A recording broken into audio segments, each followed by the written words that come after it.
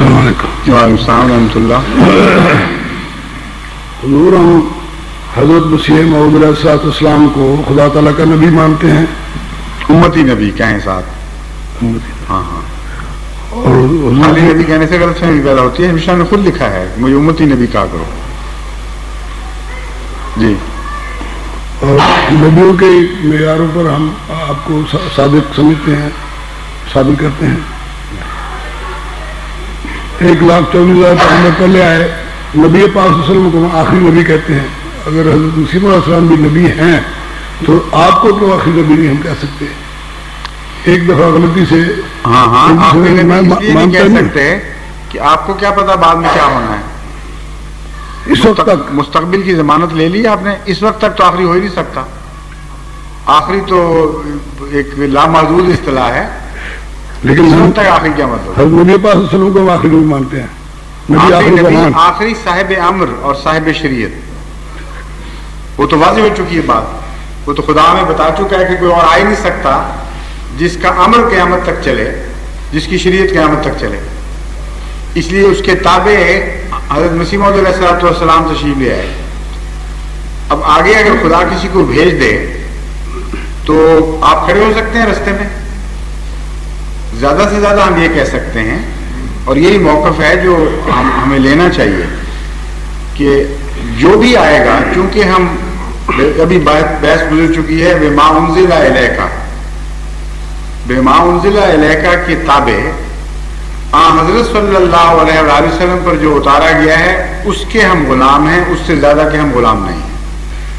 اگر حضرت صلی اللہ علیہ وآلہ وسلم پر جو وحی اتاری گئی ہے اس میں کسی آنے والے کا ذکر ہو اور اس پر ایمان لانا ضروری ہو تو ہم اس پہ ضرور ایمان لائیں گے، کیونکہ اس کے شامل ہو گیا.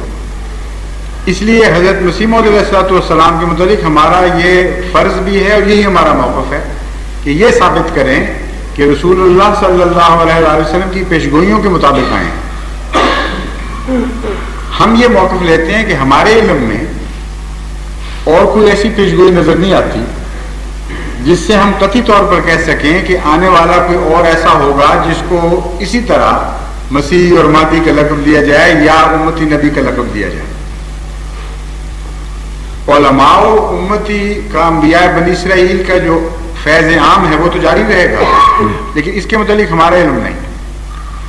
لیکن ہو سکتا ہے خدا تعالیٰ اس کے آئندہ اگر کسی کو بھیجے تو اس کو دلیلیں خود سمجھائے اور خود اس کو علم دے.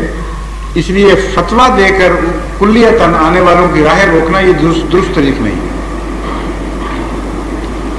حضور کا اللہ تعالیٰ کا نبی پاک صلی اللہ علیہ وسلم لاسا بینی و بین نبی، مسیح موعود اور میرے درمیان اور کوئی نبی نہیں. ٹھیک ہے. مطلب حضرت مسیح موعود علیہ السلام کو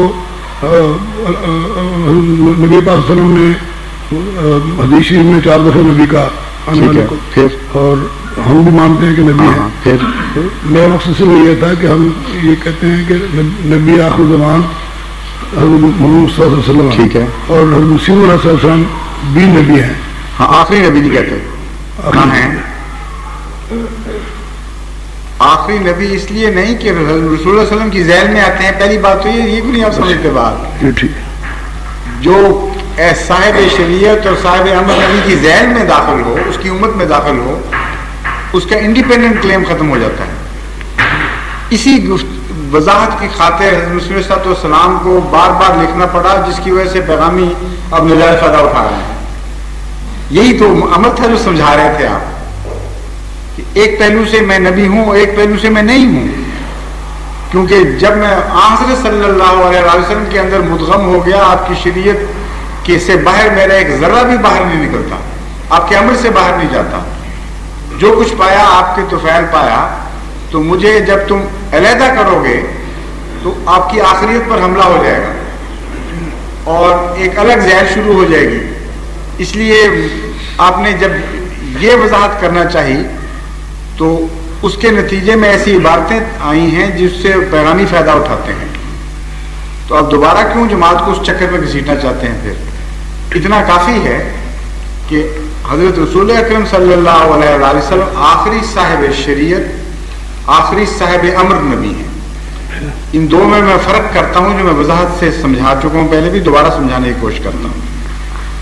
صاحب شریعت اس لحاظ سے کہ شارع خدا ہے، رسول اللہ صلی اللہ علیہ وسلم خود شارع نہیں ہے. اور آج کل کے علماء جو غلطی سے شارع کہتے ہیں، گزشتہ متفق علیہ موقف کے خلاف بات کرتے ہیں. جتنے فقہائے اربعہ ہیں یا دوسرے چوٹی کے بزرگ فقہاء ان کے علاوہ، ان کو سب کو یہ بات مسلم تھی کہ شارع خدا ہے، شارع نبی نہیں ہوا کرتا. شریعت خدا سے پھوٹتی ہے، اس لیے شریعت کے لحاظ سے آپ آخری. دوسرا پہلو ہے امر کا. اس میں شریعت جس جو نازل ہوئی اس نے آپ کے متعلق فرما دیا کہ آپ کا حکم ماننا پڑے گا، اس سے باہر نہیں جا سکتے. اور ما ينطق عن الهوى هوى ان هو الا وحی یوحی، اس کے علاوہ بھی اسوہ حسنہ قرار دے دیا. من یطع اللہ والرسول فرمایا. اگر یطع اللہ کافی ہوتا یعنی کتاب، تو پھر والرسول کہنے کی کیا ضرورت تھی خدا تعالیٰ کو. اور ریپیٹڈلی اس مضمون کو بیان فرمایا کہ شریعت کے لحاظ سے ہی نہیں بلکہ شریعت کی حدود کے اندر یہ نبی جو بھی تمہیں حکم دے گا وہ تمہیں ماننا ہوگا. اس وضاحت کے بعد آپ کا حکم بھی قیامت تک چلے گا، اور کوئی غیر شرعی نبی بھی آپ کے حکم کو یہ کہہ کے نہیں ٹال سکتا کہ میں شریعت کے اندر ہوں، شریعت تو جاری ہے لیکن اس کا حکم ختم ہو کر رہا ہوں، میں فلاں حصہ اس کا ختم کر رہا ہوں. یہ اس وجہ سے ہمیں وضاحت کے ساتھ یہ کہنا چاہیے کہ حضرت صلی اللہ علیہ وآلہ وسلم آخری صاحب شریعت اور آخری صاحب امر ہیں. حضرت مسیح موعود علیہ الصلوۃ والسلام کی اتنی باریک نظر تھی ان باتوں پر کہ ایک موقع پر ایک صاحب نے سوال کیا کہ آپ تمباکو نوشی کو منع کیوں نہیں فرماتے؟ آپ نے فرمایا رسول اللہ صلی اللہ علیہ وسلم نے جو بات مانا نہیں فرمائی میں نہیں فرما سکتا. اور 100% اس بات میں آپ احتیاط فرماتے تھے کہ حضرت صلی اللہ علیہ وسلم کے ارشاد سے باہر نہیں جانا کسی قیمت میں بھی. اور مراد یہ تھی کہ قرآن کریم میں جو خمر کی تعریف ہے اس میں اگر رسول اللہ صلی اللہ علیہ وسلم نے کوئی ایسی چیز داخل نہیں کی تو میں بھی اس کو داخل نہیں کر سکتا، نہ میں اس کا مجاز ہوں. بس ان معنوں میں آخری نبی حضرت صلی اللہ علیہ وسلم ہے. اور چونکہ نبی کے لیے امر بھی ہوتا ہے، حضرت مسیح موعود علیہ الصلوۃ والسلام امر کے لحاظ سے بھی رسول اللہ صلی اللہ علیہ وسلم کے تابع اور امر کی چار دیواری کے اندر محدود ہیں، اس لیے ہم ان کو الگ نبی نہیں قرار دے سکتے. سمجھیں؟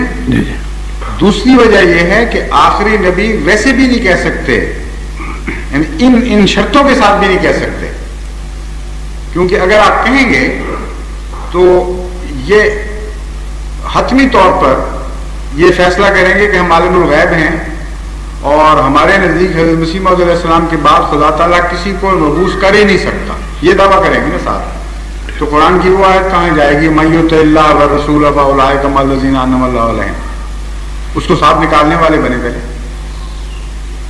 وہ تو جاری آیت ہے. اس کے تابع خدا کی مرضی ہے، بھیجے یا نہ بھیجے اس کی مرضی ہے. اگر حکمن روک نہیں ہم لگا سکتے. دوسری